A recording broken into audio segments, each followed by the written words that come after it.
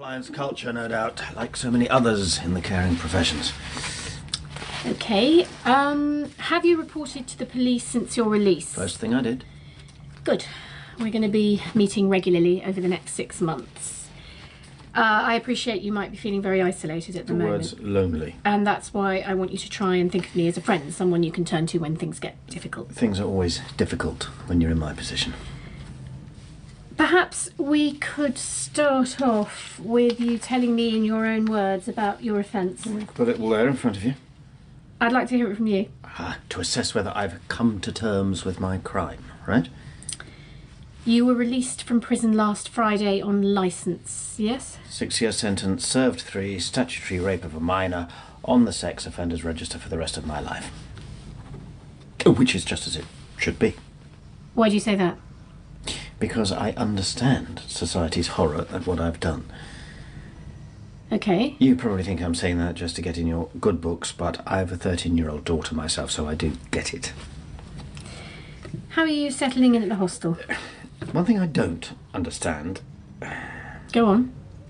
You want me to reform? I mean, that's the whole point of the probation service, right? Not the whole point, but yes. So why are you putting me, a convicted sex offender, anxious to prove he's no longer a threat, in a house with a totally impenitent nonce?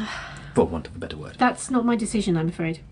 Does it make any sense? I'm not supposed to mix with guys like him, but I'm on a curfew, so I have no choice. Afraid I can't comment. You must have an opinion. We have to work with what we've got. You can't have me move somewhere else. I'll make some inquiries. That's a no, then. Mr. Heslop. The name's Peter. Peter. We live in an imperfect world. Let's just acknowledge that, and then maybe we can make some progress. Don't get me wrong. I want to cooperate. Just like I cooperated with the police this morning. Oh, yes? Jackie Shaw's murder. Barely dug her up, and they're knocking on my door. Ill-judged phrase, I apologise. Only I was still in jail when she disappeared, so the alibi is watertight. Why would they come straight to you? Because I'm a sex offender, and I knew her. You knew Jackie Shaw? Obliquely. Years ago. It's all there in the file. If it hadn't been for Jackie Shaw, I'd never have met Nikki. Nikki Fletcher was your victim, yes? I don't suppose you know how she is.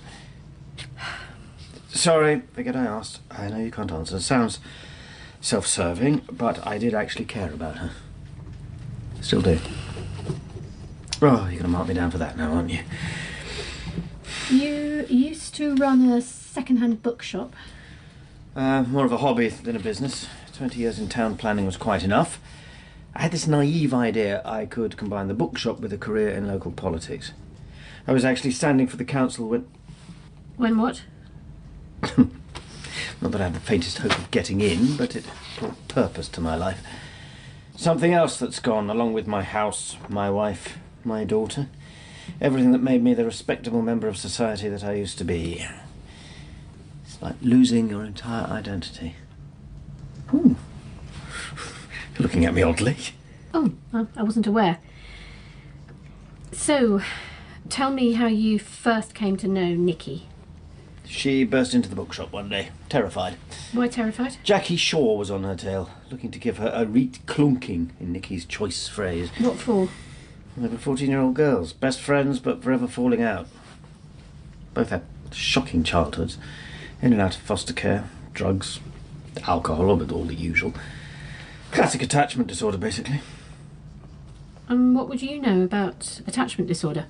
You've read my file. Well, briefly, I was only assigned your case this morning. And they wonder why the criminal justice system is in such a mess. So tell me. While I was inside, as well as completing 2 offender treatment programmes, I also undertook an open university degree in forensic psychology.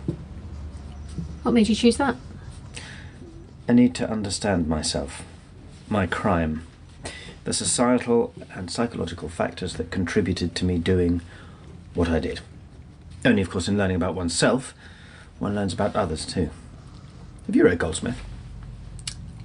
I'm not sure. By far the best study on attachment disorder.